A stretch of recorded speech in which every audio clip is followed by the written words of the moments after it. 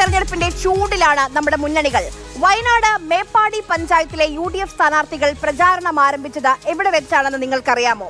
വയനാട് ഉരുൾപൊട്ടലിൽ മരണമറിഞ്ഞവരുടെ ഖബറിടത്തിൽ നിന്നാണ്. വയനാട് MLA ആയ T സിദ്ദിഖ് ഫേസ്ബുക്കിൽ ഇത് പങ്കുവെക്കുകയും ചെയ്തു. ആ ദൃശ്യങ്ങളൊന്ന് കാണാം.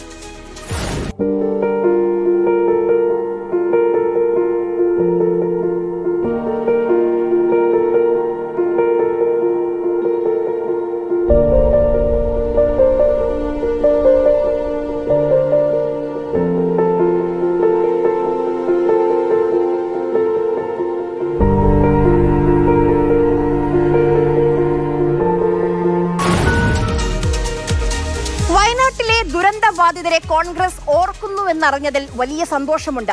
കോൺഗ്രസ് വയനാട്ടിൽ 100 വീട് വെച്ചു കൊടുക്കുമെന്നാണ് പറഞ്ഞിരുന്നത്. വല്ല വിവരവുമുണ്ടോ ആ വീടുകളെക്കുറിച്ച്, പിരിച്ച പണത്തെക്കുറിച്ച്, അതിനായി പുറത്തിറക്കിയ ആപ്പിനെ കുറിച്ച്? എത്ര പിരിച്ചു, പിരിച്ച പൈസ എവിടെ, ആരുടെയെങ്കിലും കയ്യിൽ കണക്കുണ്ടോ? മുണ്ടക്കൈ ചൂരൽമല ദുരന്തബാധിതർക്കായി സർക്കാർ പ്രഖ്യാപിച്ച ടൗൺഷിപ്പിൽ വീടുകളുടെയും റോഡ് ഉൾപ്പെടെയുള്ള അനുബന്ധ സൗകര്യങ്ങളുടെയും നിർമ്മാണം അതിവേഗമാണ് പുരോഗമിക്കുന്നത്. രാത്രി അടക്കം അവിടെ ഊരാളുങ്കലിന്റെ തൊഴിലാളികൾ ജോലി ചെയ്യുകയാണ്. 500-ലധികം, ഏതാണ്ട് 1000-ഓളം തൊഴിലാളികളാണ് മുഴുവൻ സമയവും ജോലി ചെയ്യുന്നത്. ആ വീടിന്റെ നിർമ്മാണ പുരോഗതിയാണ് മുഖ്യമന്ത്രി പിണറായി വിജയൻ അദ്ദേഹത്തിന്റെ ഔദ്യോഗിക ഫേസ്ബുക്ക് പേജിൽ പങ്കുവെക്കുകയും ചെയ്തത്. അതേസമയം 100 വീടുകൾ നിർമ്മിക്കുമെന്ന് പ്രഖ്യാപിച്ച കോൺഗ്രസും 30 വീടുകൾ നിർമ്മിക്കുമെന്ന് പ്രഖ്യാപിച്ച യൂത്ത് കോൺഗ്രസും എവിടെ? അവർ ഭൂമി ഏറ്റെടുത്തിട്ടുണ്ടോ? ഒരു കാര്യങ്ങളും ഇതുവരെ അവർ പുറത്തുവിട്ടിട്ടില്ല. ഇപ്പോൾ യൂത്ത് കോൺഗ്രസ് നേതാക്കൾ പറയുന്നു രണ്ടും കൂടി 100 വീടാണെന്ന്. എന്നാൽ 100 വീടാണെങ്കിൽ 100 വീട്, പക്ഷേ അത് നിർമ്മിക്കാനുള്ള ഭൂമി പോലും ഇതുവരെ ഏറ്റെടുക്കാൻ കഴിഞ്ഞിട്ടില്ല. അതേസമയം UDFന്റെ സ്ഥാനാർത്ഥികൾ, തദ്ദേശ ഭരണ തെരഞ്ഞെടുപ്പിലെ സ്ഥാനാർത്ഥികളൊക്കെ പ്രചാരണം തുടങ്ങുന്നത് ഈ ദുരന്തബാധിതരെ അടക്കം ചെയ്ത പുത്തുമലയിലെ ഹൃദയഭൂമിയിൽ നിന്നാണ്. T സിദ്ദിഖ് MLA അടക്കമുള്ളവർ അവിടെ ചെന്ന സ്ഥാനാർത്ഥികളെ ആശീർവദിക്കുന്നുണ്ട്. പക്ഷേ ഈ ദുരന്തബാധിതരോട് കോൺഗ്രസിനും യൂത്ത് കോൺഗ്രസിനും എന്ത് ആത്മാർത്ഥതയാണുള്ളത്? എന്ത് മറുപടിയാണ് അവരോട് പറയുക? കാരണം ഞങ്ങൾ വീട് തരാമെന്ന് വിശ്വസിപ്പിച്ച് കുറേ പേർ ഈ സർക്കാരിന്റെ ടൗൺഷിപ്പിൽ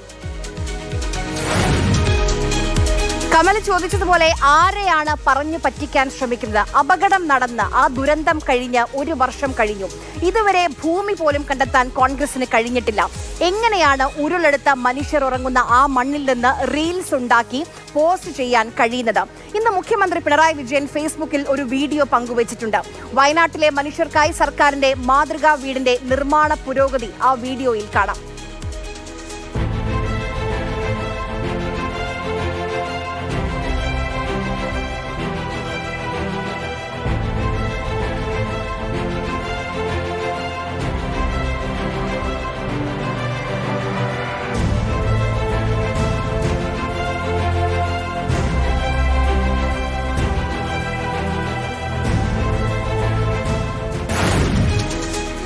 വമ്പൻ ഭൂരിപക്ഷത്തിലാണ് വയനാട്ടിൽ നിന്ന് ഗാന്ധി കുടുംബാംഗങ്ങളെ പാർലമെന്റിലേക്ക് ജയിപ്പിച്ചു വിടുന്നത്. തന്റെ 1 മാസത്തെ ശമ്പളം രാഹുൽ ഗാന്ധി കൊടുത്തുവെന്നത് ശരിയാണ്. അതിനപ്പുറം ഒരു ഉത്തരവാദിത്വവും ഇല്ലേ രാഹുൽ ഗാന്ധിക്ക്? വയനാടിന് 2 MP-മാർ ഉണ്ടെന്നല്ലേ രാഹുൽ അന്ന് പറഞ്ഞത്? എല്ലാം നഷ്ടപ്പെട്ടവരോട് ഒരല്പം ആത്മാർത്ഥതയാവാം.